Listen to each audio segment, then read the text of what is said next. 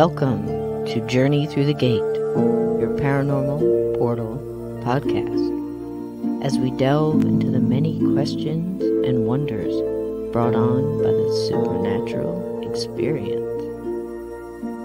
What's on the other side of the gate?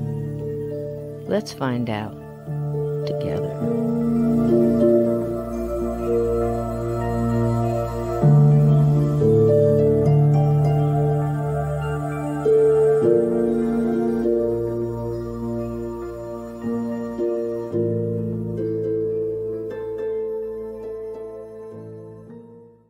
Hello, everybody. Say hi, Steve. Hi, Steve. Hi, Hi, everybody. Thank you for coming to watch us. Oh, wow. Yeah. I mean, it's been so long. I'm so sorry for last week, everybody. My apologies. It just seems like dental surgery was going all around. Two other people canceled with me because they said they were having tooth pain. I said, say no more. I understand. So yeah, some of the people on some of my shows that I do at night were having dental surgery. It was dental surgery week or something. I think everybody's scheduling for the same time. I mean, it was something. Boy, I'll tell you what. You want to talk about scary things. That last one about pulled me out of the chair. He's like, you want to quit? I'm like, just get it done. Sound like Kenny from South Park. Oh, man. Woo. No, I don't want to do that anymore. That's it for me, I think. That's what I said the last time, too. So how's everybody tonight? Thanks to all the mods and everybody that's coming in the chat. I want to say hi to Terry Brown, first one in the door. First one through the gate, let's say it that way.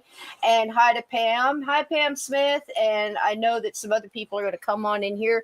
And I was sitting today thinking, what our topic would be, because we said what we were going to do is like pull a topic, tell a couple stories a piece, and then maybe get a topic for like the second half from the chat. And maybe, they've got questions they can ask. I think that'll be fun.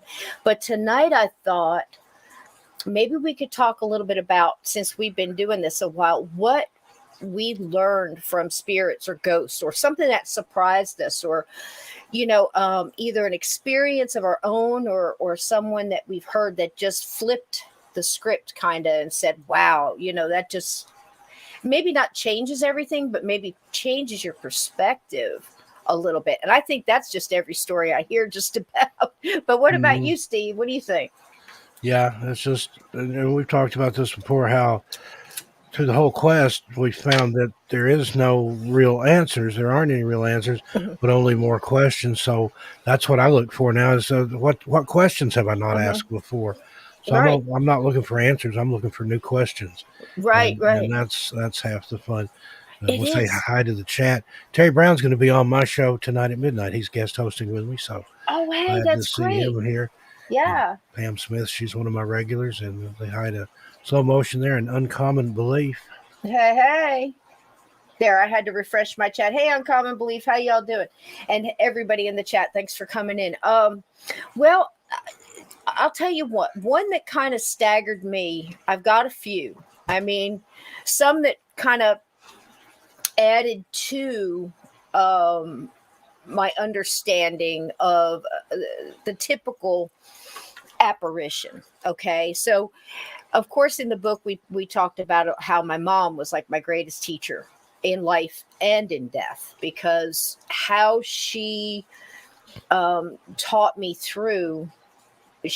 an awful lot, especially after made me think about once someone crosses over, how different they are if they've crossed through, or whatever you want to say the other side is, or into the afterlife. And it seems like they go through some kind of a healing, and then they come back, they leave their earthly burdens and come back. They're so much different. They don't have that pain and that kind of thing. And that was, staggering for me, and it really helped me see the difference, and also be able to tell in visitation dreams how different they are and how crisp everything is, and the colors are bright, and you can smell things around you and stuff, and often you can smell them like their perfume or their shampoo. Everybody's got that scent, but that was probably the most life-changing for me. But the one that staggered me recently was the one that taught me that words have power.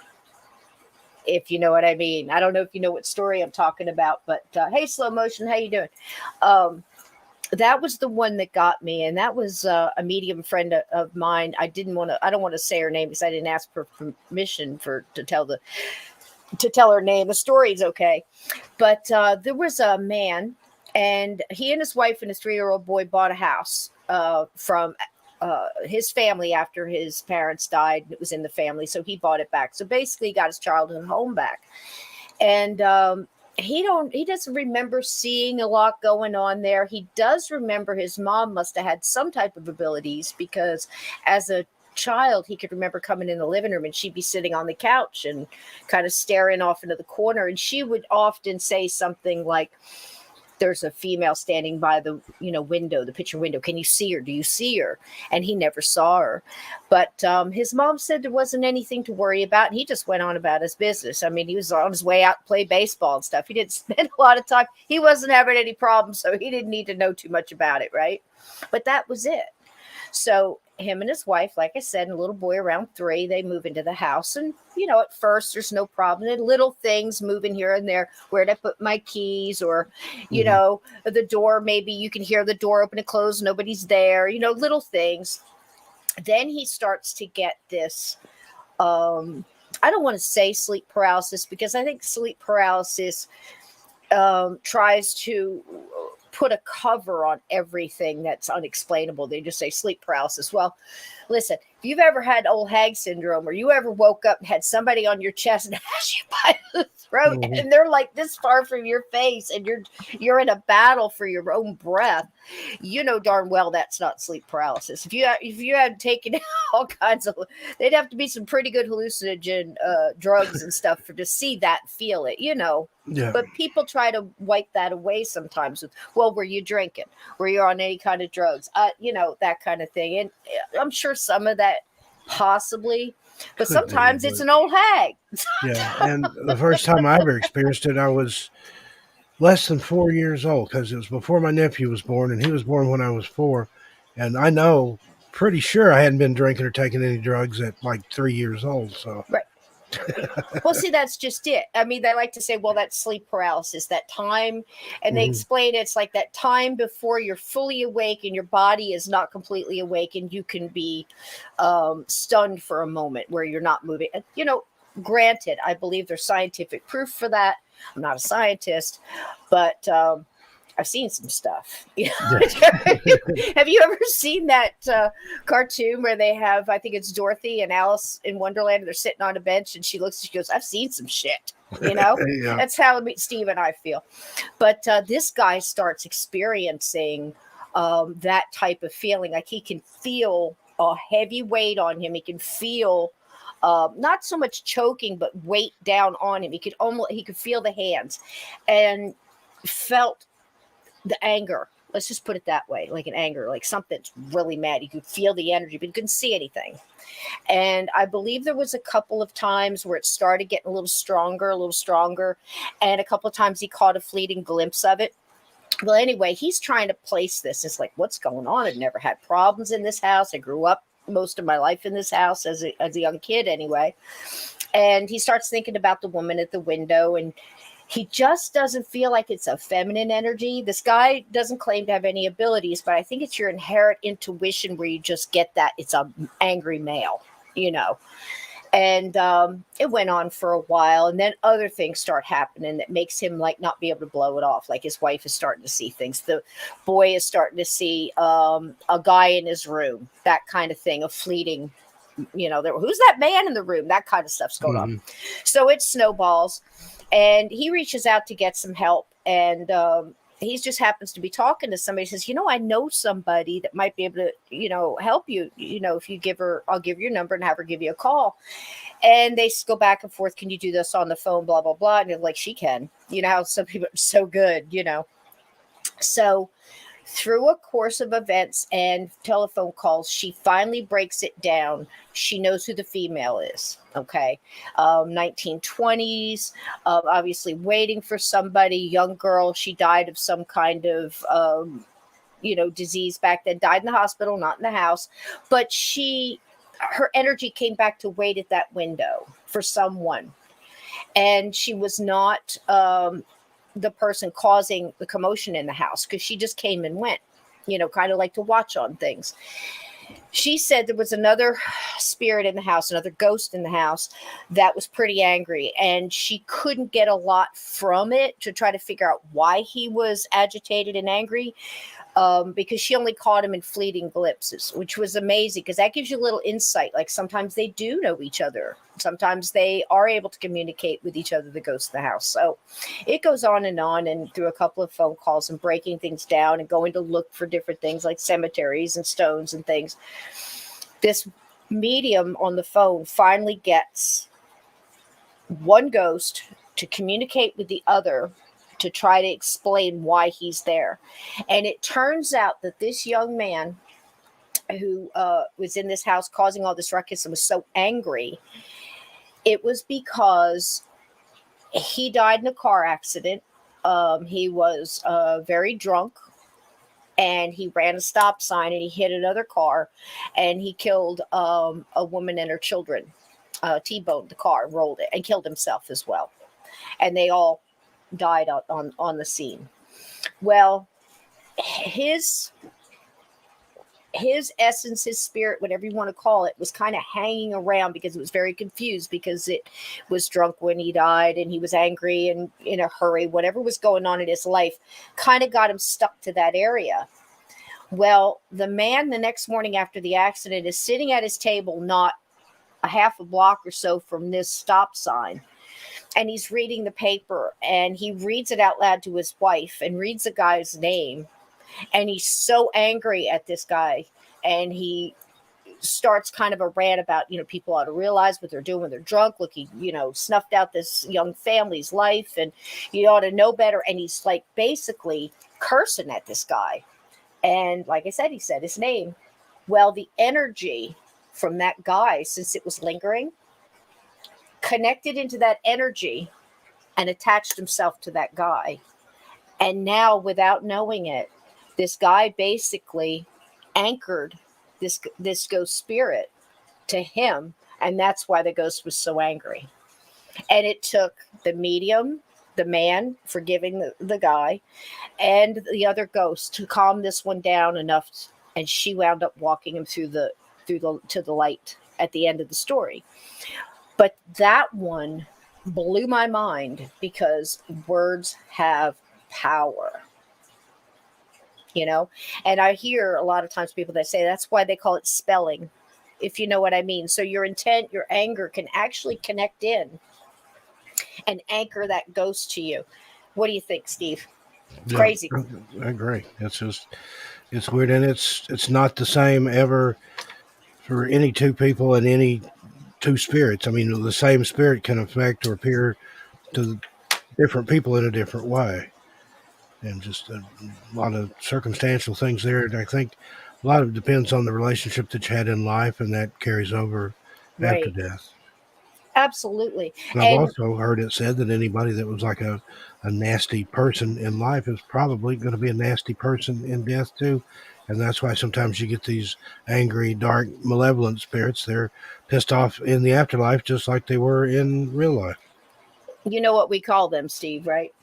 So, If you're an asshole in life, you're probably going to be an asshole in death. an asshole. I like An that. asshole.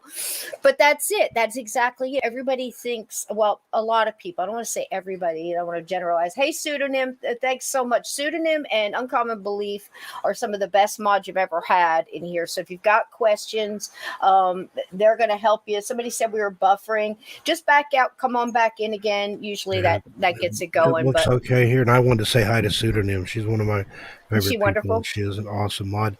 Also, hi to Melissa Nicole, Mawawa, as I like to call her.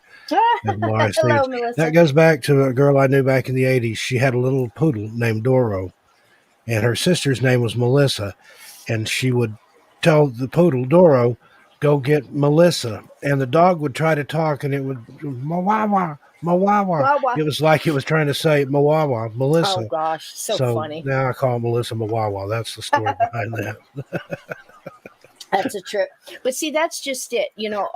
Pulling on stories like that really tripped me because I had a guy doing a reading on me I was actually helping in his chat. I was modding for him, and he was pulling stuff, and they kept getting this guy, and he was like a I want to say like 1920s speakeasy kind of gangster feel.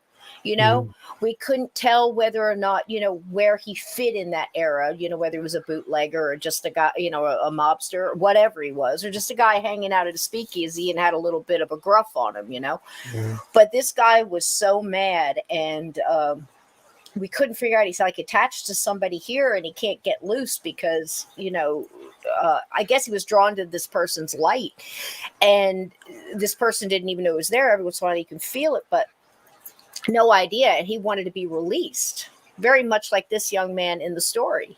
And as we going around, it turned out it was me, and I'm like, oh my god. And I'm like, oh, okay.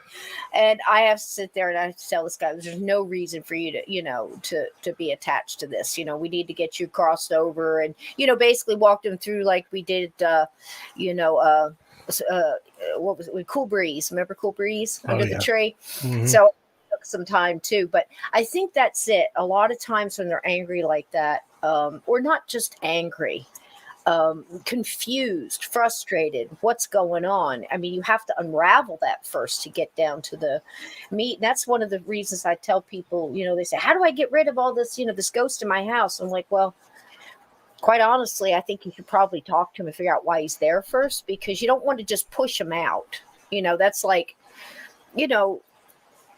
it's just, if you're communicating with me, you've got some kind of a connection there. And if you can't do it, get somebody who can, and then you won't have any problems, because they'll move on, and you'll be better for it. And so will they. And, but sometimes it's some work, I know you've had experiences like that. Yeah. And also I found out, we were talking about ass souls. I've heard where, like somebody will die and they'll say, oh, poor old Uncle Ed. He was just the sweetest thing. We all loved him. No, you didn't. Uncle Ed was a butthole and everybody knew it, and he knew it, and he was proud of it. And I think sometimes you get people that are mean afterwards because people are saying all these nice things about them after they've passed. Well, I've had relatives like that just nobody could stand him. And then when he died, it was like, oh, he was the greatest person ever to walk the earth. And no, he wasn't. Nobody could stand him. I think that's one of the reasons, how much you and I love the old wives' tales, and they'll say, the old ways, but every single one of them seem to have a connection to truth. Because how many times have you heard, don't speak ill of the dead? Mhm. Well, that goes with the first story. Maybe it was because they knew that you could attach that one to you. Like I tell people, I had another person where, well, I'm so glad that old son of a gun is gone, and I don't ever have to worry about it. And all he did was walk around and talk about him. I'm like, I hate to tell her, but he's right there, because she won't let it go. She won't let it go. And now he's, attached. And the old voodoo story about how remember that one? Oh my gosh. But you tell one. I'll save the voodoo one for the end. That's crazy. Melissa's saying she's saying that in my eulogy, that he was a butthole and nobody could stand him. There you go. It's like, so glad he's gone. Hey, when I'm gone, I don't care what you say. I guess visitation wise, and you were talking about people that have meant the most to you and taught you the most. It was my grandmother, my maternal granny, the so-called gypsy witch. That's what she called herself, and she had more to do with my spiritual development and upbringing and understanding of all things supernatural and paranormal. But and she's the only one in the whole family that I've ever heard of that came back. And she appeared to my mother. It was in October of 2002. I was at work. My daughter was at school. My dad had gone shopping or something. My mom was taking a shower. She got out of the shower, opened up the bathroom door to let some of the steam out. She's got a towel around her and doing something with her hair in the mirror or whatever. And she glances over, and in the doorway, there stands my grandmother, her mother, who had been dead since 1976. And she was wearing the pink dress that they buried her in. And my mom said it looked like there was somebody with her. She could see the hem of a gingham skirt behind her, but she couldn't see who that was. And she just, startled her, of course. Mm-hmm. And she said, "Mama." And when she said that, she said it just like, without moving feet or anything, my grandmother just went backwards down the hall toward my mom's bedroom. And of course, you know, my mom freaked out. She went and looked. There's nobody in the bedroom. There was no way in or out of the house on that end of the house, unless you went out the window and the screens and everything were in place. But, you know, exactly 1 year to the day, my mother passed away on October, I think it's the 21st or the 22nd in 2003, exactly a year after she saw that. And my dad had died September right before that. And I thought, well, maybe that's why my grandma showed up, you know, just as a warning or an omen or portent or whatever, because she believed in all that stuff. Mhm. And then when my dad passed away suddenly, I thought, well, maybe, you know, that's it. There you go. That's why Granny showed up. But then and I'd written all this down when it happened. And then when my mom passed away on that very same day, I think that was her way of letting my mom know, you know, hey, you better get your stuff together. I'm coming back to get you in a year. Yeah. Come back in a year. But Wow. I believe that was just something, you know, for my mom to let her know.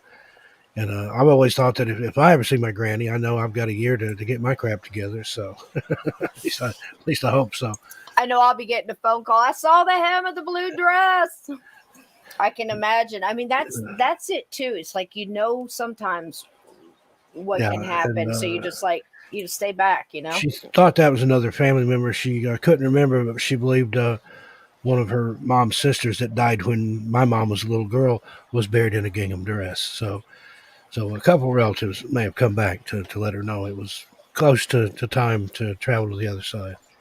I know I'm not the only one who's looked at stuff, and there's another old tale that's come up, or old saying that has some truth to it. I would be caught dead in this.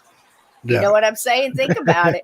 It's like, you know, you think about, like, if you ever came back as a ghost, you'd have that great long black dress with all the sleeves and stuff. That old Rip Beatles excuse t-shirt, me. my old Rip Beatles t-shirt, some old sweatpants or something. I'll Yeah, be I'd stuck always in. hear that. Wouldn't be caught dead in it, or wouldn't wear it to a dog fight. That was Exactly. my mom said. What are you wearing that for? I wouldn't wear that to a dog fight. To dog fight. Oh my gosh, that's funny. But But check this one out right here. Listen to this, Steve.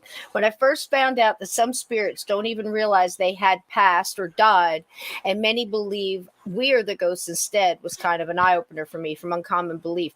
Yeah, that's a hoot. You know, I guess you know, you could talk about the movie The Others, or what was the other one? Sixth Sense. mhm. Same type of thing where they're not really sure. Have you ever bumped into ghosts that didn't know they were gone? That you had to explain, honey, you're not. This is. Do you remember anything that happened? You know, because you're Yeah, kind of gone. You're I dead. You're don't think I've ever bumped into one that was gone and didn't know it. I think they were knew they were gone and were proud of it, yeah. and it came back to, like, you know, go through the wall or move stuff around in the house. But they're talking in the chat there. Somebody said that Uncommon Belief 21 says when they go, they want to be wearing the most ridiculous outfit ever. Uh, Yeah, I've I can always said I imagine. wanted to go out of this world like I came into it, naked, screaming, and covered in somebody else's blood. That's a good one. That ought to be a T-shirt, right? Oh my Yeah. gosh! I'll tell you what. I've got two sons, and as a single mom raising these boys, it was a trip. And I won't tell too much, but I can remember when the oldest one come through the door, and he was kind of stomping. You know, so there's big stuff going on. I think he was probably 10, so that meant the younger one was probably around 8. And here he comes, and he's got the T-shirt on. There's got all this blood on it, and he just looks at me and gives me this look. He goes, "Don't worry, it's not my blood." And I'm like, "Okay." It's like, here we go, Yeah. you know. But that's what that reminds me of. That's so funny. Oh, Stir of Echoes. Oh, that's a good one, Melissa Nicole. Yeah, Stir of Echoes. That I really like the way that movie. It kind of unfolded on you. You know, it's hard to find a good ghost movie that's, you know, that tells it like it is. But that one was a good one. I believe that one, the ghost was, I think the boys, you know, some neighborhood kids had killed her by, you know, was messing around and didn't mean to kill her, but was probably just, you know, jerks and went too far or whatever, and then hid the body, Mhm. you know. And that's a perfect example of ghosts screaming out to be heard. They want either their story known. It's funny how in a lot of cases ghosts aren't concerned with the same things we are. I was surprised to be involved in a case where the young man came back and told his mom. She felt so bad because she hadn't solved how he died and his murder or whatever, and the only thing he wanted to tell her when he came back was that he loved her and that he didn't want her wasting her life anymore in this state of mind, and wanted her to just go live and enjoy life, that he was fine and let it go. And some want that. That's what they're focused on. They want that man stopped, usually because they know he's going to do it to somebody else, or she, or whoever. I don't know. I do had one where it took a while to explain to the guy that he was dead. And like we said, it's therapy. You don't open up with that, hey, you're dead, let's go. Yeah. Somebody, and it might have even been you, told me about one where there was particularly aggressive haunting going on, and they found out it was the old lady that had lived in the house before. She had died in the house, didn't have any family or anything, and was in there for a little while before they found her. Okay. And she was still there, and she was also an Alzheimer's patient. So kind of like in death as in life, she didn't know she was dead. She couldn't understand why these people were in her house and they wouldn't leave. And she even said to the person that was contacting her that sometimes they even act like they don't see me or hear me, and they didn't. So it was like, and I guess the dementia kind of carried over. She was still in that moment of when she passed, in that state or something, and they finally, I don't remember how this person convinced her that she was dead indeed, and it wasn't her house anymore, and she needed to go on into the light and everything would be okay. But they finally got her to move on, but it took a while. And I was thinking you told me that about somebody else, but I don't, whoever it was, they said it was a particularly difficult case just because of all the convincing that it took for this woman to finally realize, okay, I'm dead, I do need to go on. Right. And that would be particularly hard too, because the Alzheimer's, first you would have to talk them through, because if they're stuck in their death state or they're earthbound, basically they, like we said, they have a lot of their earthly burdens. They, if they have a limp, or they're limping, if they're if they're sick, they're still in pain. Like my mom would show up before she crossed, and I would feel I think the pain, her pain, I was picking up in my sleep. And I think that woke me up faster than anything else. So I can understand that. So I would think that you would probably have to talk them like you don't have to be confused. That's a hard thing, because they have Alzheimer's and you're talking to them. I would start with something more tangible, like thinking of maybe speaking to somebody in a coma, maybe using, the scents, aromas, like, nice aromas, like, I once heard that smelling the Snickers bar broke somebody out of a coma once, when nothing else would work, because the smell reminded them so much, and it was just enough to pop them out of it. That's an amazing story. But I would start something like that, possibly like music. Like you hear so many times music takes you back, and maybe, get them, lull them that way. That kind of reminds me a little bit of, I know this sounds so strange, but bear with me. The first Walton's movie that ever came out was A Christmas Tale. I can't remember what it was.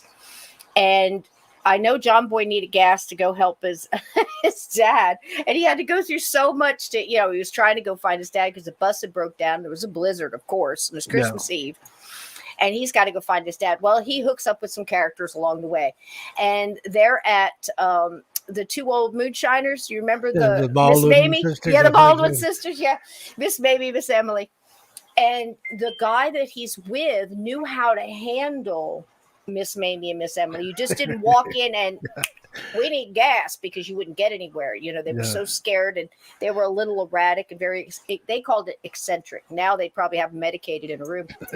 But at just the right time, once he got with the music and listened to what they had to say, then all of a sudden, we need some gas. And they were like, well, let's go. It was the right time. And they had their vibration elevated, if you know what I mean, when it worked. And I think that works on the dead too. I remember that scene so well. And they Me gave him too. a couple jars too. And Hmm. he got home, and his mama thought that they'd given him some of their recipe. Hmm. And she's like, John Boy, I can't believe you brought that in this Hmm. house. Go out there and pour it on the fence post. And he's like, it's eggnog, mama. Yeah, yeah, it's so funny. We come a long way from the Yeah. Waltons, hadn't we? I say it all Uh, the time. That's Melissa's funny. got it. And that was kind of my family. We were like a cross between the Waltons and the Sopranos on my mom's side. They had some Italian roots, but they lived out in the hills and were hillbillies. But they also, I know a couple of them burned a couple of restaurants for the insurance money too. So, and I'm not supposed to know that. Don't whack me, anybody in my family that hears this. That's been a long, long time ago, and I just heard it anyway. I don't know for Ooh. sure. Melissa Nicole's got a good one. They said there was an old lady who kept calling 911 asking for her dead husband, and then after she died, they continued to receive 911 calls from the house, even though it had burned down. Ooh. Wow. Okay. Yeah, creepy phone calls. Right out of the gate, that one reminds me of the Twilight Zone. Where the telephone lines were My down and they were in the graveyard, and the One of my person kept top getting three. called. I love that one. But I've Hmm. heard that that has actually happened, that that was Yes. kind of based on a true story that Rod Serling had heard somewhere. Yep. Yep. That the And back phone lines then, were indeed down in the graveyard. People kept, I don't know if so much it was ringing, but when they would pick it up, like on a party line or something, it they would would hear beep. all these people talking, hello, hello. And like, who's Yeah. on here? Get off. I need to use the phone. And it was just like static at first. And then as it went, I mean, this is when was Twilight Zone? It was late 50s, wasn't it, when it started? I know when all the I through think the so, late 60s. 50s, early 60s. Yeah. Okay. Somewhere in there. I mean, that's what I'm saying. It seems like even like the older stuff back really had it down because it I think it was an electrical storm. The phone line had broke, fell on the man's grave. Do you remember that? The phone Yeah. line was laying on the grave of the husband, and when she picked it up at first it was static, and then she gets scared because people get scared when stuff like that happens, and Mhm. time after time after time, and toward the end he could actually speak a little bit and get it out. That was crazy. Oh my gosh, that gives me chills. And there was another one I heard recently where the guy was in a train crash and they kept getting calls from his cell phone. And Oh when man. they actually found him, he was dead, had been killed instantly in the crash, Hmm. and his phone was apparently totally destroyed. But somehow it was still sending out calls because and I think he called even for days after they Mm. found him and the phone. They kept getting his calls would keep coming through. So there's something to do with some of that. I think there's a supernatural element in there, especially with some electronics.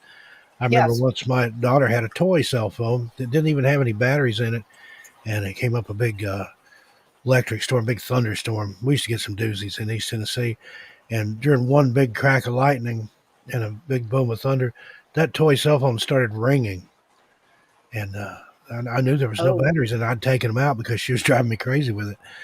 And I was so tempted to pick it up and say hello, but I Hmm. was afraid somebody would be on the other end of it. Oh man. Hey, Yeah. Kari F joins us now. Kari, she Hey lives Courtney. in a haunted house. She haunts it, and she's not dead. So Kari's one of my friends from Florida. She's a good person, Hey.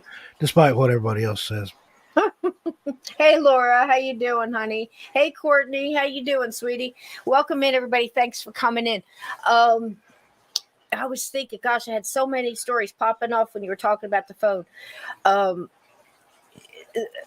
I hesitate to say it because it's so new and the wounds are so fresh. But the building in Miami that collapsed, Mhm. there was a young man who kept getting a call from his grandparents' um, landline in that crash.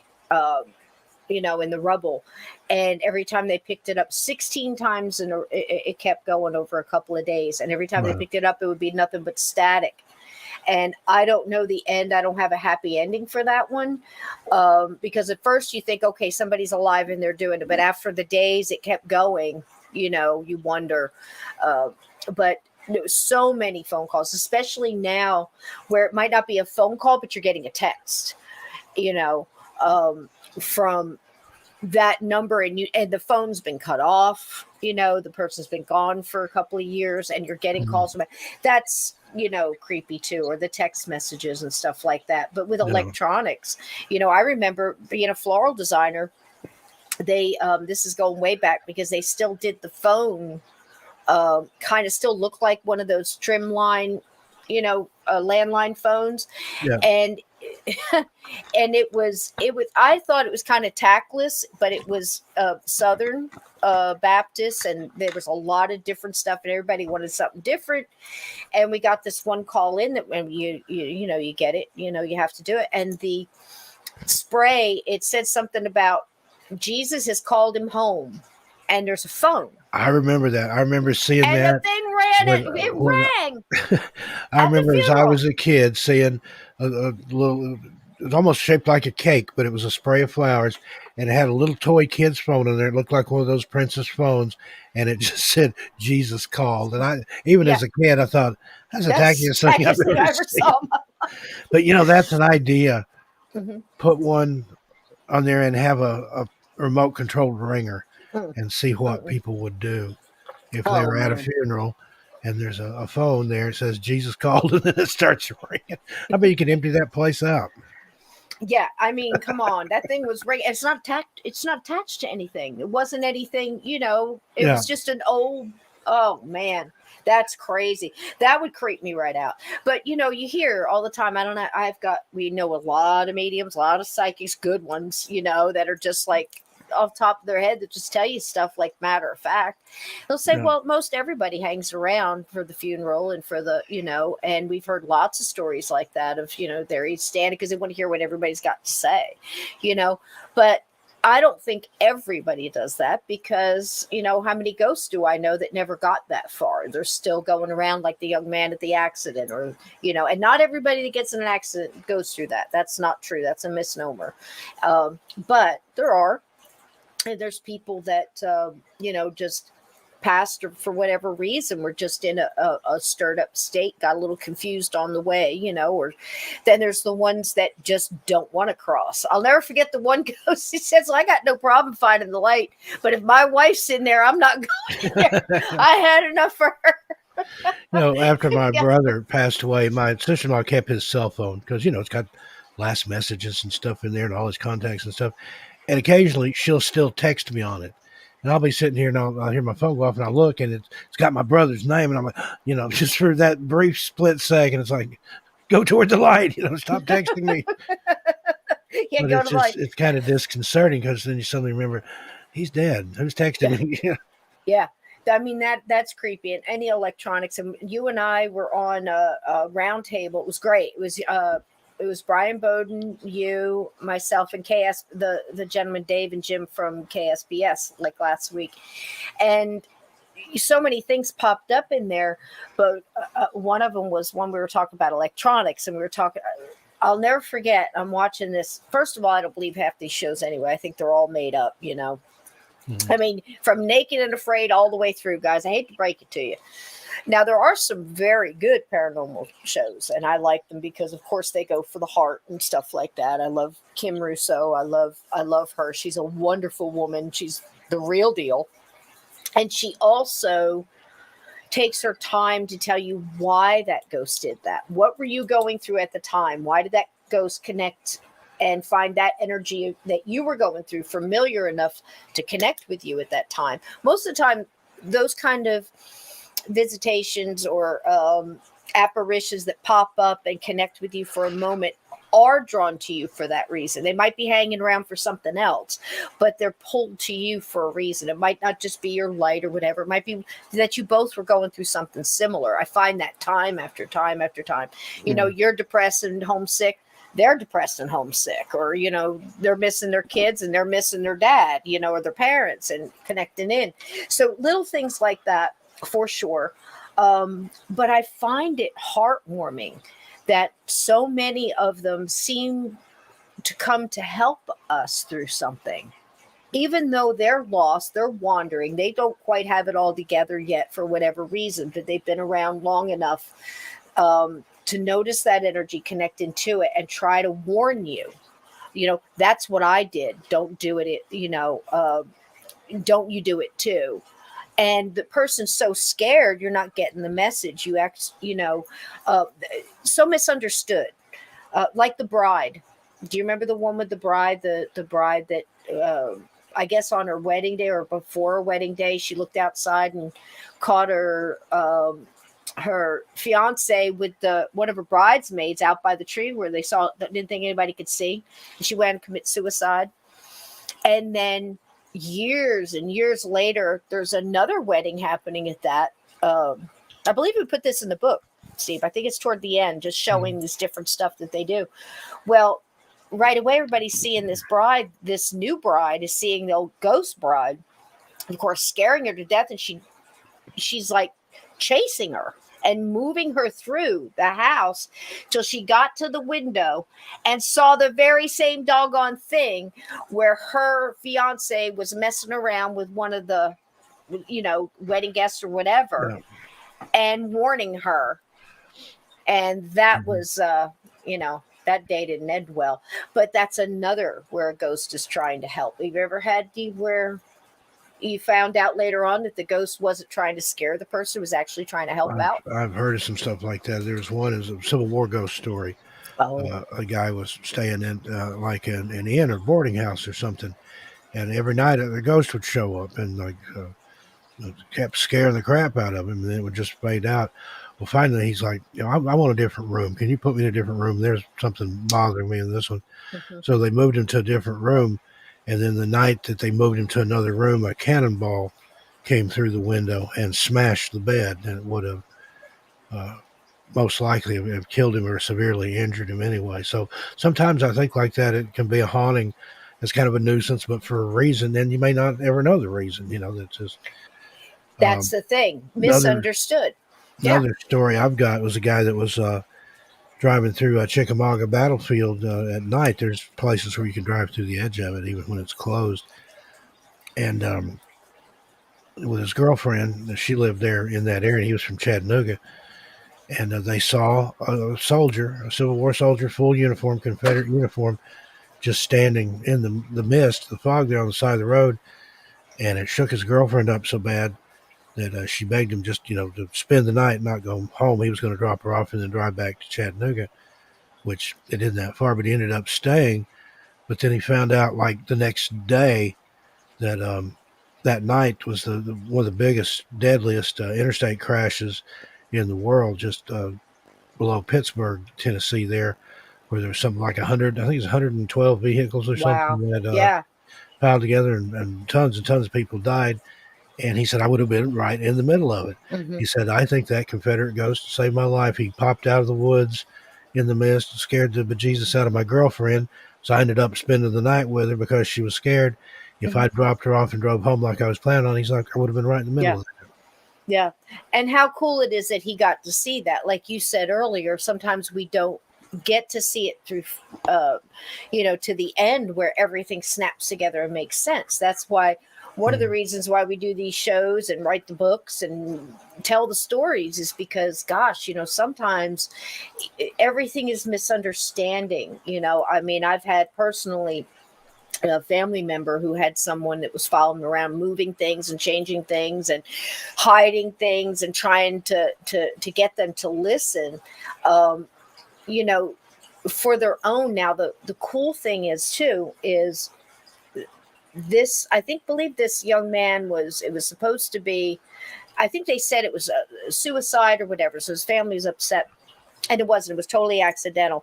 And I think that's one of the things, too. You don't want to jump to conclusions and start putting all this on them. Try to, maybe have more of an open mind on things, because this young man was trying to make up for stuff before he crossed over. Now, that was a new one on me. I know that you can do stuff over there and come back and try to get forgiveness or try to iron out wrinkles and things like that. You can do that. But I didn't know that they would do it before. And he was just, to talking to him, it was just basically, I'm just trying to do some, good deeds to make up for some stuff that, I don't want to say good deeds. He used other words, but good vibe things to try to make up for some of the stuff that's holding me weighted down, because I want to lift myself up, my vibration up. And Yeah. that's what made me start looking into the whole vibration thing too. And it's so true. It's so, so true. It's just, that's the thing. Like Steve said in the beginning of this, we're just looking for some more questions. So do you get a chance to make up for it before you go? It's like, maybe it's not too late, right before you go. It's like, well, if I can shave off a couple of these things, maybe it won't be so bad when I go through. And what state of mind you have to be able to understand you can do that. How did he know he could do that? That's amazing to me. Where's the rule book? I want the rule book, Steve. Have you found it yet, with all the rules and all the Not stuff yet. in it? That's They crazy. had it in Beetlejuice. That what was it? Did they? Etiquette for the recently departed, or whatever it was. That's pretty cool. Oh, all right.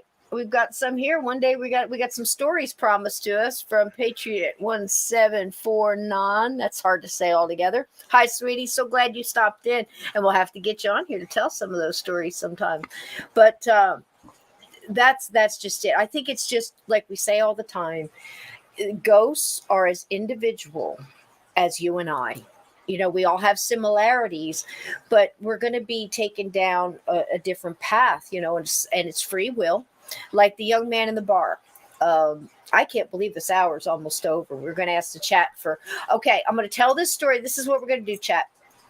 And Steve and I said for like the last, half hour or whatever, if you guys want to hear a subject, just put a subject in there. And if we know about it, we can pick, or we randomly pick, or Steve, close your eyes and point, or we get Mulder up here to bark twice or whatever.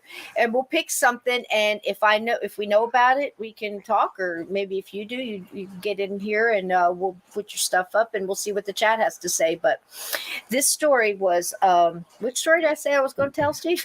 I don't totally remember. forgot. It ghosted me. Shoot. I don't even know anymore. Well, okay. Oh, the guy in the bar. That was so interesting. Okay. So here's this guy. He was a jumper.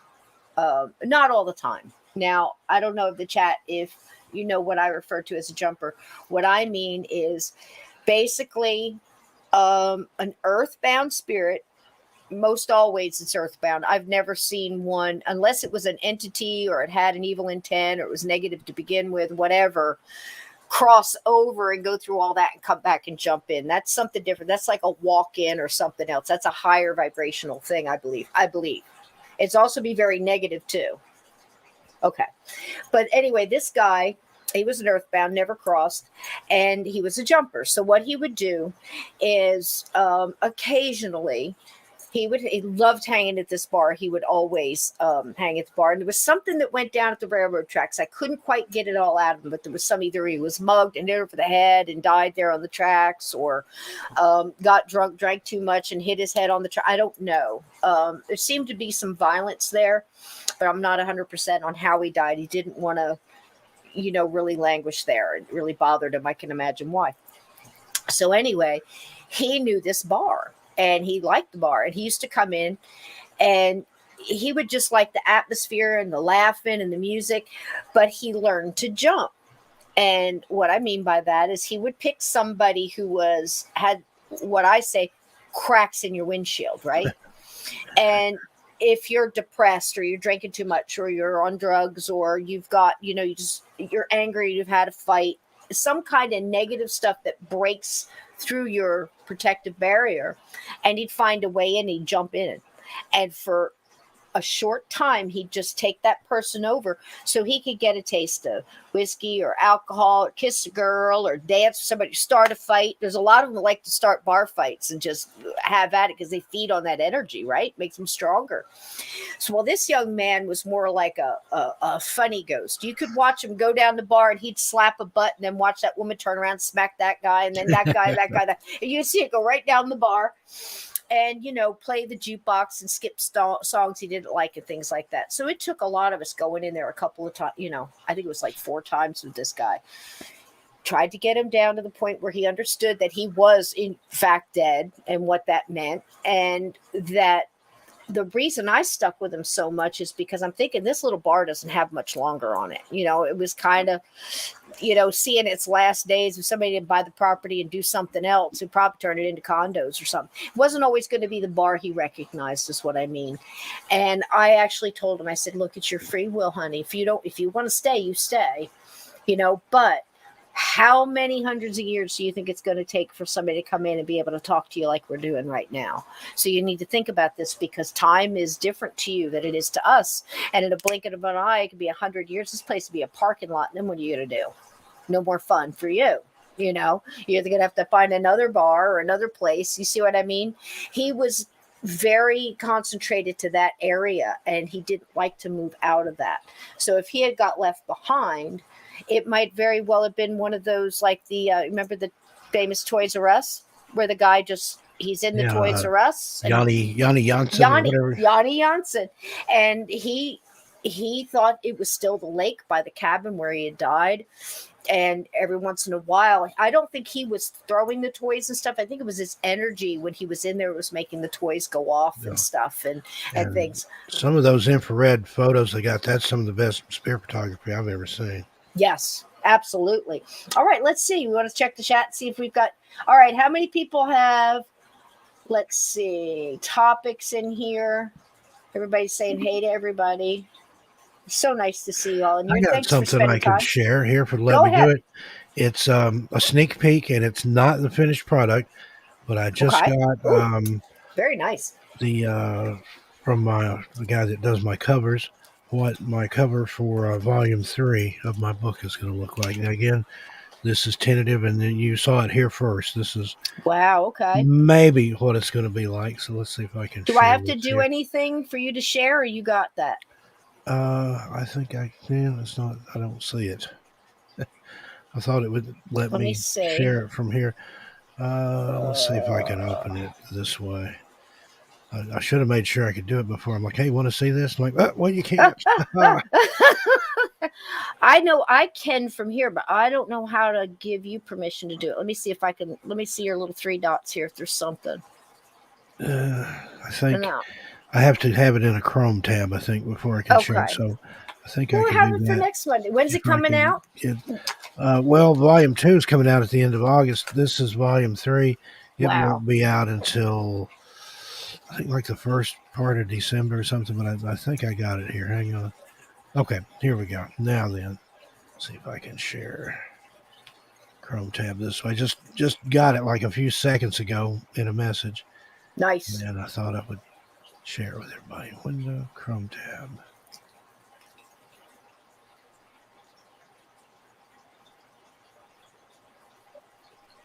Okay, can you see that there? Let me see. I don't see. If you shoot me, is it a picture or is it a vid? What is it? It's a picture. Oh wait, I gotta do it down here. No. Do you see down at the bottom, like next to where I'm at, it's grayed out. I think you have to allow me to share it. Sure. Here we go. I do see it. There it is. Oh, wow. Look at that, man. So that's volume 3. Volume 2 is not out yet. You have to buy volume 2 first. It's still on pre-order, but it will be out around the end of August. And then this one's coming up in December. I love the cover. This guy does a great job. So. Oh, I love it. Oh gosh, I'm so proud of you. Golly, we have to pick a cover. I got to get a cover for the next one, because we're gonna get that book out, Cabin 22. It's going to have a new title and everything else, and get it all in a novel, hopefully before Halloween. Yeah. I wanted to read this here real quick before I get back to Sue. Hang on one second. Let me see if I can do this. Bear with us, guys. We haven't done too many of these shows. We're kind of on the cuff here. Laura Stevens says, jumpers remind me of walk-ins, which I just heard of like 2 weeks ago. I don't really understand how that works. It really creeps me out. Well, I got to tell you this. I'm right there with you. I don't understand how any of this works, but to me, jumpers are something I just described, like somebody, usually I've found most of mine in bars, or I've seen them, in certain situations where somebody just kind of changes and then they say or do things that, they don't remember. And it's usually just seconds that I've seen. The ones that I've seen in bars, and I'll tell you what my thought is on that, is more like, I think they've hung out in these bars, so they've got their gig down. Does that make sense? Yep. It's like, that's all they're working on. They want to get that one person they can jump in, taste that alcohol, dance, feel things again, because they can't feel it, and then get back out before it gets, because I think it's draining, not only for the person's jumping in, but the person that's doing the jumping.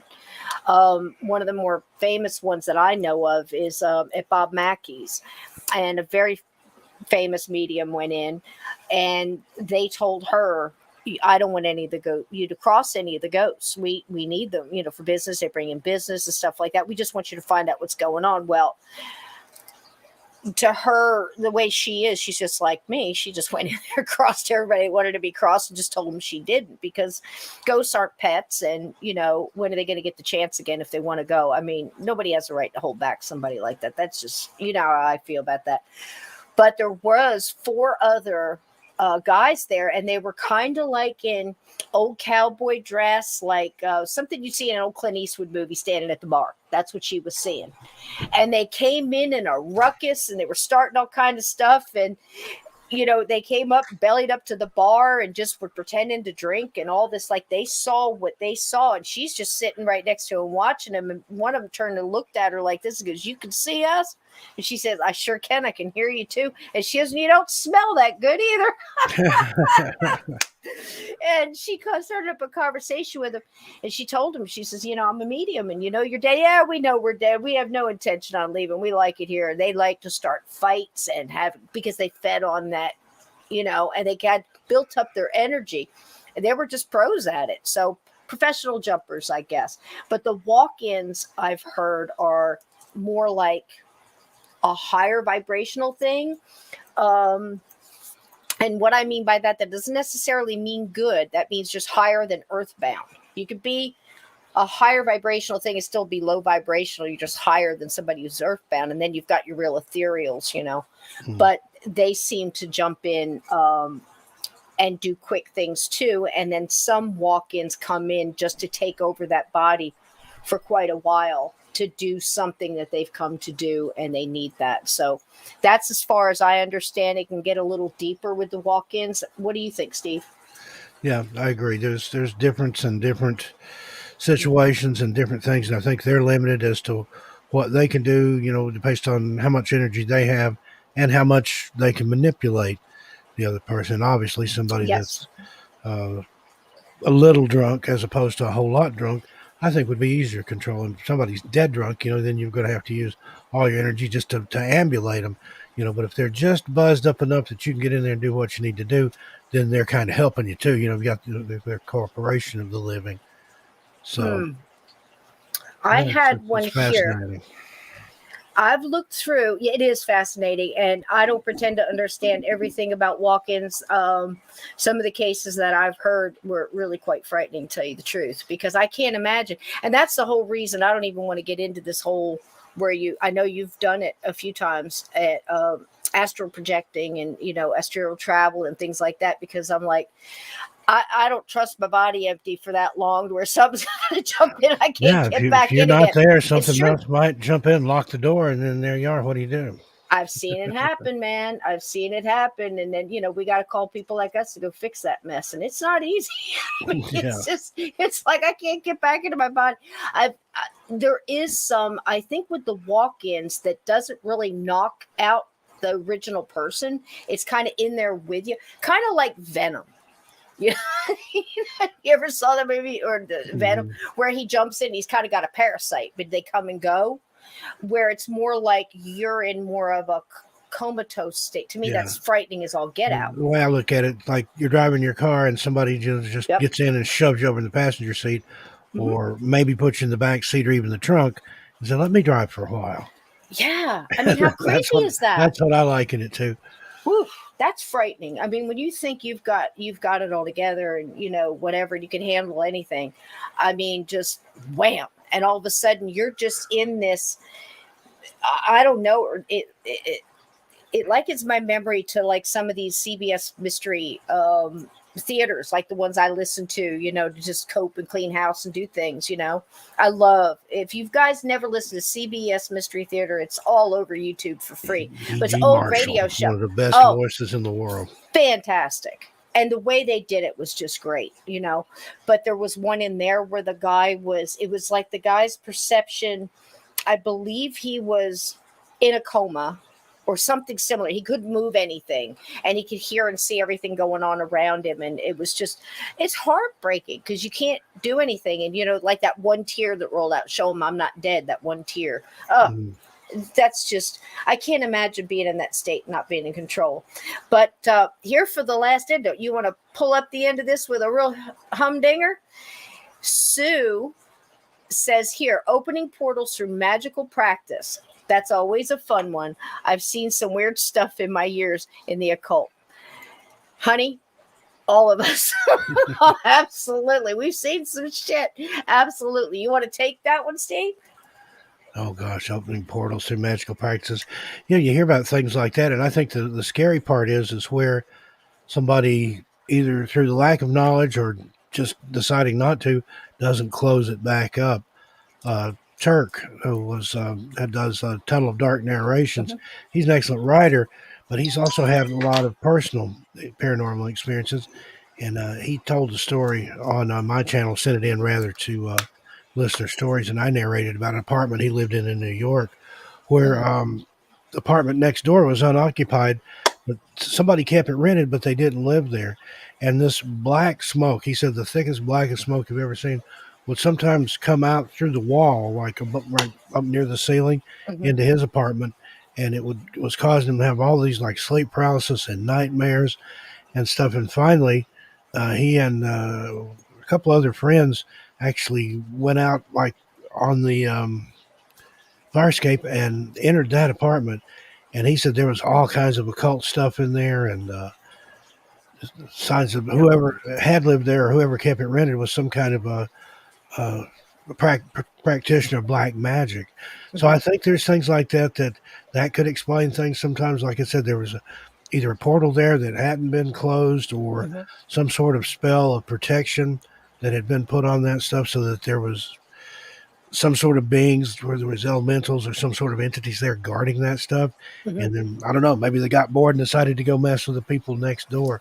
But sometimes, not knowing those circumstances could explain a lot of things when you do find out what they are. Right. And it's also probably, when you were saying that, I was picking up the fact that maybe it's a lack of energy, because if it was an empty place, they're not getting fed.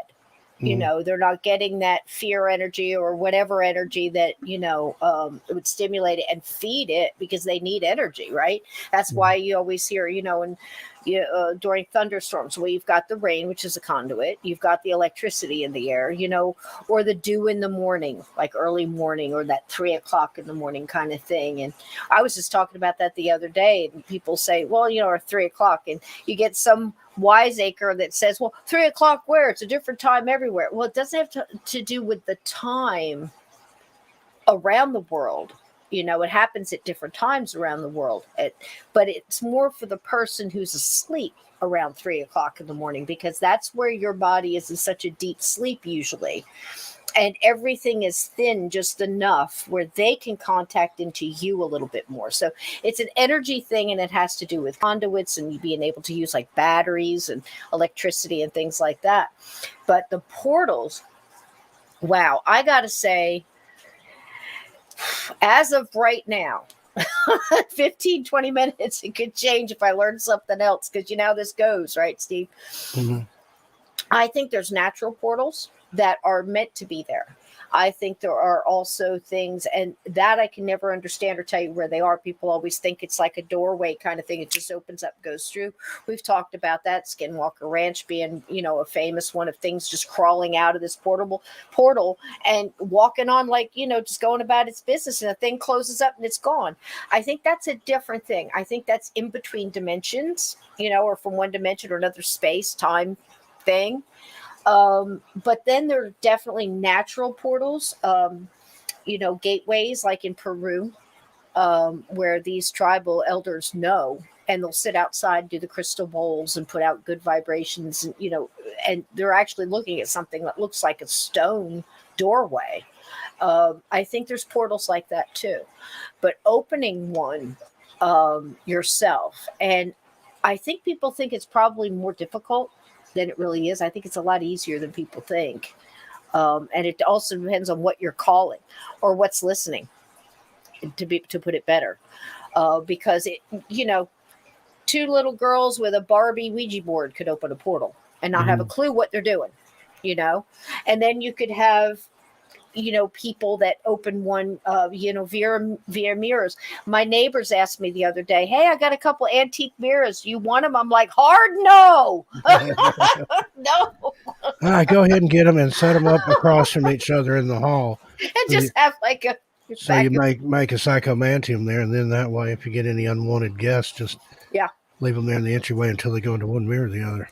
Hard no, man. But that's just it. If you intentionally are opening up something, whether it's something small like, to sleep over, and you're playing with the Ouija board, you're asking to speak to George Washington, stuff like that. Listen, I'm going to tell you right now, a portal there can are open. rules that you have to play by, whether you realize it or not. Yeah, you open something, you got to close it. Back when I lived in East Tennessee, there were some high school girls that decided, for whatever reason, they didn't like this other girl, and they got the bright idea they were going to conjure a demon and send it to vex her.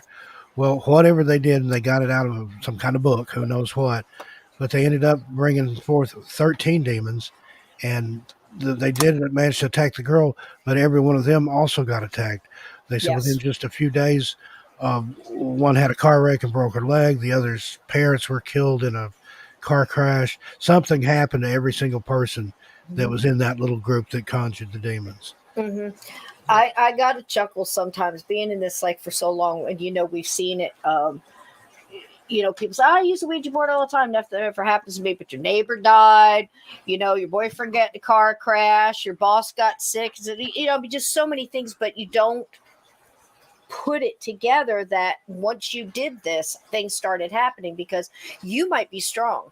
You might have had your protection on, whatever that may be, and that light around you, or just in good spirit, a higher vibration, and it just goes on, it ricochets off and starts hitting everything else. And I've known many of people that were battling some pretty nasty stuff, and they had everything they needed for protection, but it just went around and started taking out everybody that it loved. Yes. I didn't have any regular playing cards one time, so I played poker with a tarot deck.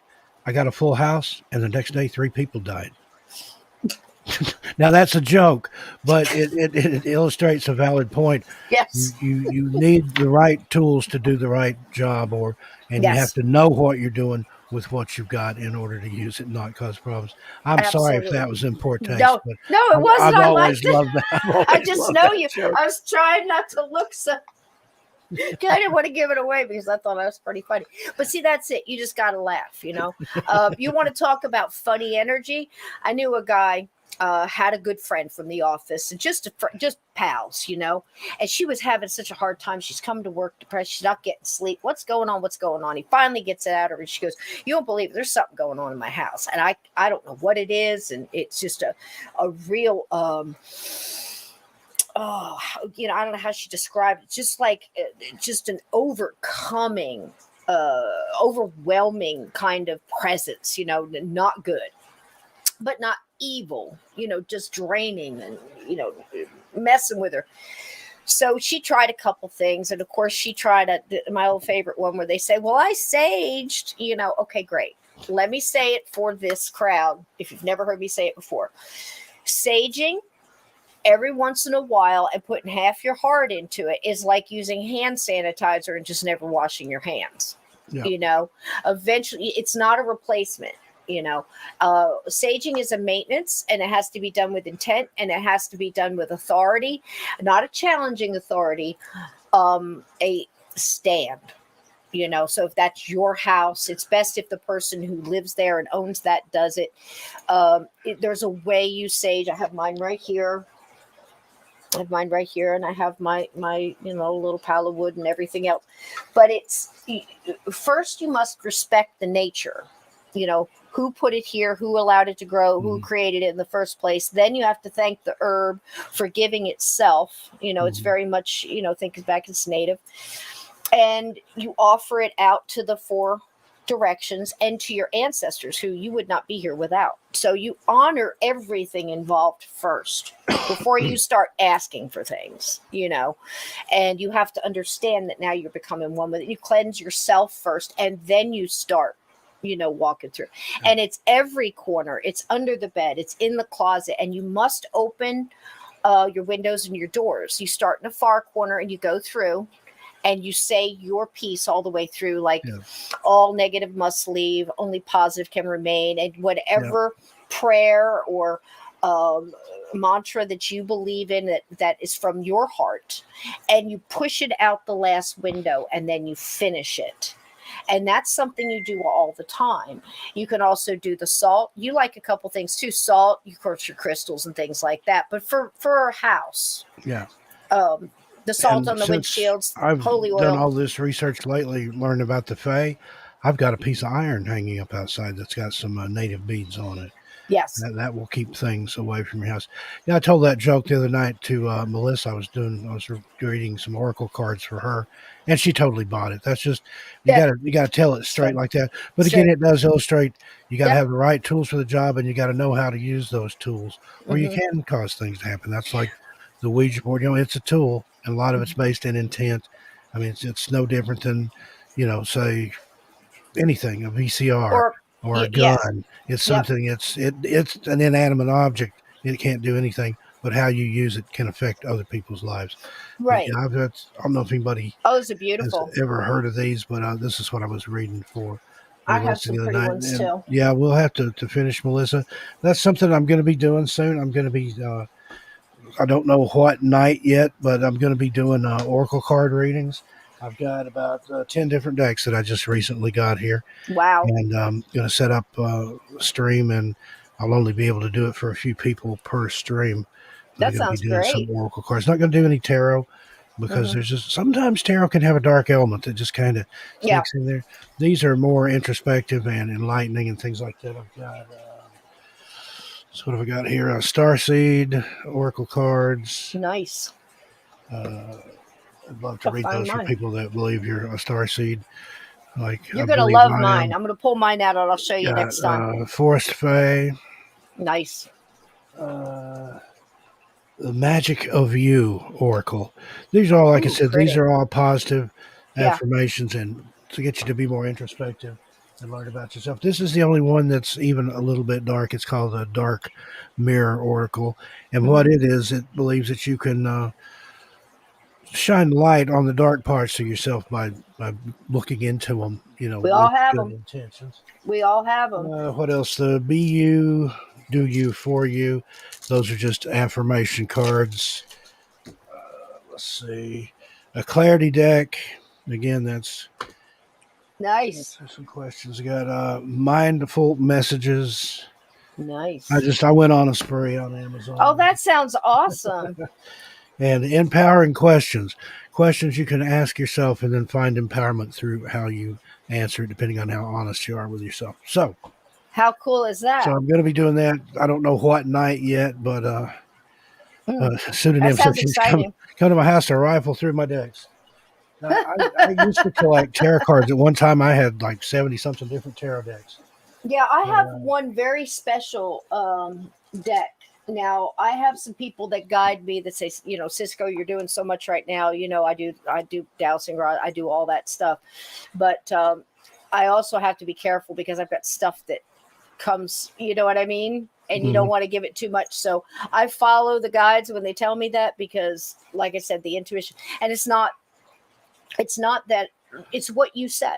If you don't understand everything that's going on, you wait until you do. On your part of the journey where it becomes clearer, because people that, play with Ouija boards and don't know what you're doing, you know what, you might, like I said before, you may not know what you've caused. You may not know what you've Yeah. opened. Something might not be coming through there right now. You pack up, leave, you go to a different, house or whatever, and you've left it there for the next person that might be weaker, and then it's Well, attacks. You have to remember, these things have all the time in the world. And I'm going to and tell you right now, there's yeah, not a lot of high vibrational things waiting around for teenagers to talk to them through a that's board. true. It's just not true. The analogy I like to give is: would you ride in a car, or even better, fly in an airplane with somebody that was like, "Yeah, I think I know how this works. I'm pretty sure I can do it." That's No. exactly it.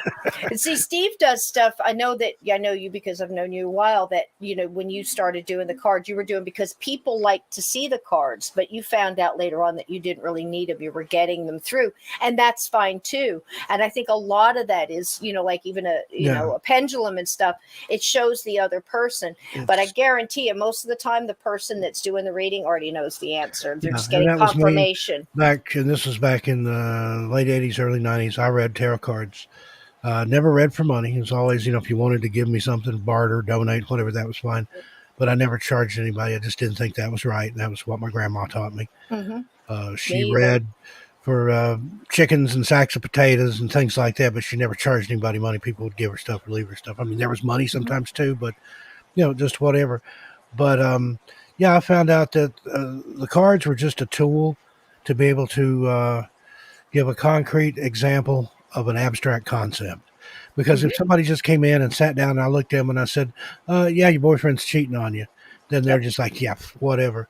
Right. But if they sat down and I knew that was going to be the question, and sure enough it was, I knew the answer. And then when I played the cards out, laid them out, there's your answer, same thing. And it went along with what I already knew. It was just Mm-hmm. a better way of illustrating. And again, a more concrete example, something they can look at and visually see rather than just listen to me flap my gums. It makes more sense to people. Right. And I think that's the way with any, I'm sorry, the chat went so fast I couldn't see. Somebody said that they were just a tool. I think it was, it might have been Jackie. It is just a tool, and that's it. Just like anything else, like a plumber uses a wrench, like a carpenter uses a hammer. It's just a tool to get the job done. And like I said, a lot of time it's a visual aid, or for the person being read, or a visual aid to confirm what we're already feeling.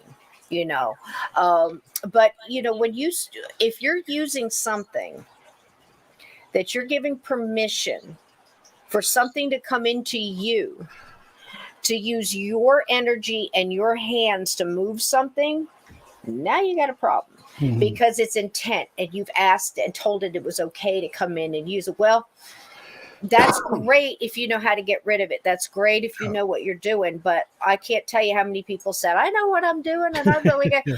wait a minute, my Well, kids are floating around the living room. Can you come help? Bring your sage. it's like Like, oh years and years God. ago back in the '80s, I might have a house party, but there comes a point when you're ready for everybody to leave.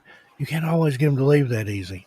Mhm. The Yes, easiest thing I found was to put on a Yoko Ono album. That would usually clear out a house gets rid of them. pretty quickly. But you think about that. If you're inviting something in that you can't frighten, Mhm. that you can't bully, that Mhm. decides, no, I'm not going to leave. You invited me here. I'm here. Mhm. What are you going to do? I mean, you could leave Right. your house, but it's not always that easy. Want to follow along behind you. Oh, hey, where are we going? But Yeah. see, you've got to know what you're doing, because there are doors that you can open. It's really easy to open them and much harder to close them. Absolutely true. And you and I have both seen people that have had attachments touched to them. Yeah. I'm telling you, if you could see, sometimes people that can see stuff, and it's not something that you plan. It's like, I'm going to go to the mall today and see how many demons are hanging on people's ankles. Yeah. Yay! You don't want to see that, and then you got to tell the person, it's like, look, did you know you got attachments attached to you? Are you feeling a little funky? You feel like you're sick all the time. You doing stuff like it's like, this stuff. What do you do? What do you say? There's Yeah. nothing. And I'll tell you, I've seen some scary stuff. But one of the things that, I was kind of ready, because you're always trying to put up especially if you're empathic or something, you kind of feel something's up, but you can't tell what it is. And I walked into this little shop, and it was metaphysical, and I was looking for some sage, maybe crystals, something else. I don't know what it was. But the minute I walked in the door, I could feel it. And I'm like, okay, where is it? Because now that could be residual energy from people coming in doing the wrong thing, or, and they left something behind. But this was stronger. It felt lively, awake. It was definitely not residual. So you push through all that stuff and you're trying to see where is it. And you're just talking. You're going, oh, look, yeah, the postcards are nice. Oh, look at the dream catchers. These are really pretty. But meanwhile, you're looking. And as soon as I saw it, it knew I saw it.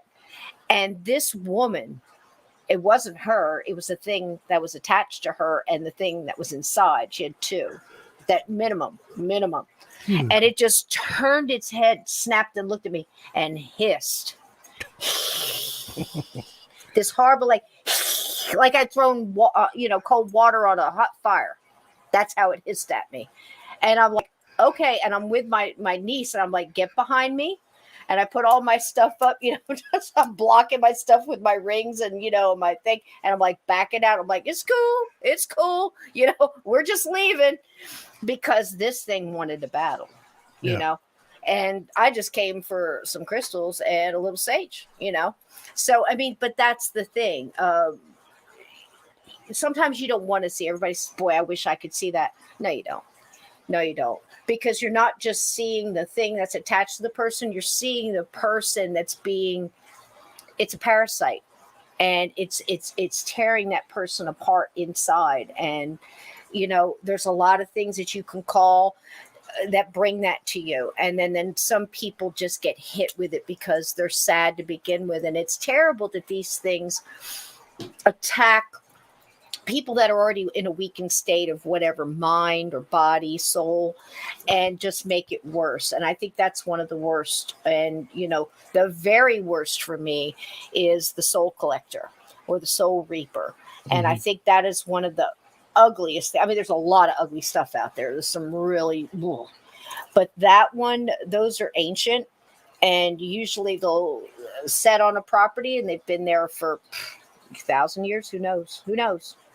And that property, anybody that comes into that property, and it's subtle, right away, everybody starts getting picked off. Little did the weakest ones go first, but it'll work on people. And every time I hear somebody that's been going through trouble like that, and then they say they died in their sleep of natural causes, no, it sucked the last bit of energy out of that person. And a soul collector traps that soul, and they're very greedy, and they never get full.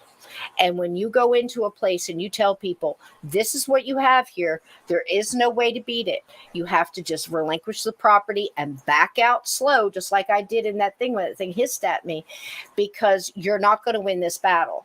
And if you die here, he's got you. And that's freaky. You know what I mean? Pretty bad. Has anybody in the chat ever heard of something like that? There's one in the book, by the way. There's one in the Cabin 22 series. And if nobody's heard that, if you're in there, it is both on the Cabin 22 series. It's in 7 parts. There's a prequel in 6 parts. It's on Steve's channel on 13 Past Midnight on YouTube. And there you have the just the audio version. And then I did it again for last Halloween on my channel, and it's got the video with it too. I put video throughout, but that's one that I wrote, and I like to say it's probably 95% true because every story in there is either something, a case I was on, based on something that really happened. So it really happened. And the strangest stuff, that's the ones that are true, because that little thing right there, no, I made that one up, but that one, that's true. So if you really like to hear something like that, and you want to hear how the only way probably to battle something like that, you can't kill it, but you can drive it away or push it back and weaken it, but you're never going to kill something like that. Some of the ancient stuff, there's just no sense in battling it. And just like Sue was saying about opening a portal with magic, anything. It could be magic and you're conjuring something. Again, the first story we told tonight, that poor man was just reading an article in a newspaper, and he was angry because he was a dad, and he had problems in his family with alcoholics, and people driving drunk and things like that. I believe it was his father. And being a kid of somebody like that, it sticks with you. And he was just genuinely angry. And that his energy and his fear just kind of stuck into that. And this thing just, because he was using his name and talking about him, it connected. Mhm. And there's another one with a paranormal group that kept going to this one place where this serial killer was supposed to bury all the bodies. Why people want to dig around to that, I just don't know. I understand people, thinking about true crime and things like that. But to actually keep going to a place where the serial killer was burying bodies and challenging this thing and egging it on. Well, guess who got phone calls? The phone calls were made. Hey, I think I brought something home. Well, you sure did, because that serial killer is now attached to you, and it's about killed your partner. Because the partner was weaker, sicker, and kept getting sicker and sicker, and they couldn't figure out what was wrong. So be careful with words.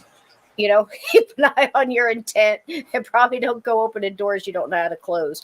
What do you think, Steve? Yep. And I would add to that you possess the power of life and death in the tongue. Yes. You Yes. can speak good things to yourself. You can speak bad things to yourself and to other people. So careful what you say. Careful what you wish for. Careful what you think about. All right, I'm going to do the last question of the night, and I want to thank everybody for coming in here. Well, Steve and I are going to do this this is Monday Madness, and we're going to try to come up with, different stuff. As you see, we just name that, and we go on for, it's been almost an hour and a half, Steve. Where's the time go, my love?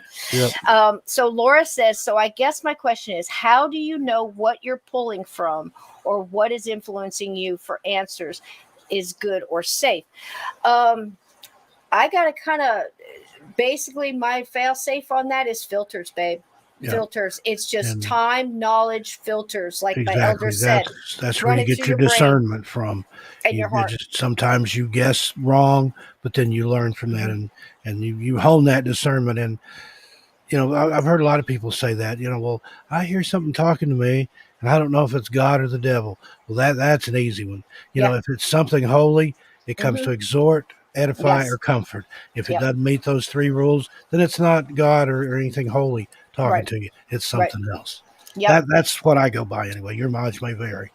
Yeah, but that's it. That's it. That's it too. And it's just like I said, the elder said, you run it through your head, you run it through your brain, your common sense, your filters, and then run it through your heart and then do it again.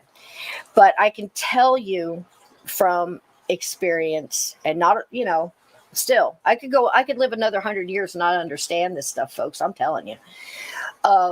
But I have felt evil coming, and I have felt good coming, and they absolutely feel different.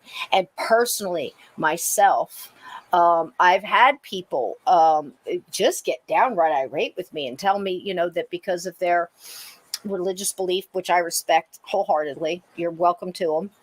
That's yours. That's yours. Tell me there are no ghosts. They're all demons. Well, honey, let me tell you something. I've never met anything that inherently evil that could feel like that much love. Yeah.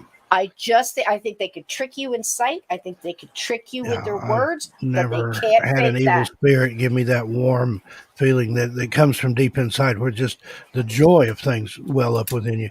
You're not going to get that from anything that's evil or has evil intentions, That's the regardless of truth. what it can mock, what it and it's there are things that's familiar spirits that can come to you in the form of a loved one or come to you in the form of anything. They're tricksters, they're pranksters, they're liars. Absolutely. But you should be able to discern. I mean, if your granny comes and tells you to skin somebody alive, that's It's probably not probably granny. not granny. Yeah. Most likely. It's so true. But Depends on the granny, I guess. But it is a feel too. It's you might still get the hair stand up in your arm. That's not what I'm talking about. What I'm talking about is just this enveloping love. This feeling of warmth, like a big hug, and you just everything, it just comes alive in you, and you just can't help but smile because you just know something really good is coming. I've had that, and I've had the direct opposite. The absence of all those things is cold, dark, intent, and it just keeps getting worse and worse as it gets closer. So that's basically, how I would do it. Just like the same would, you've met people alive in life that, you just said, man, that guy's a creep. I don't know what it is about him, but something's off.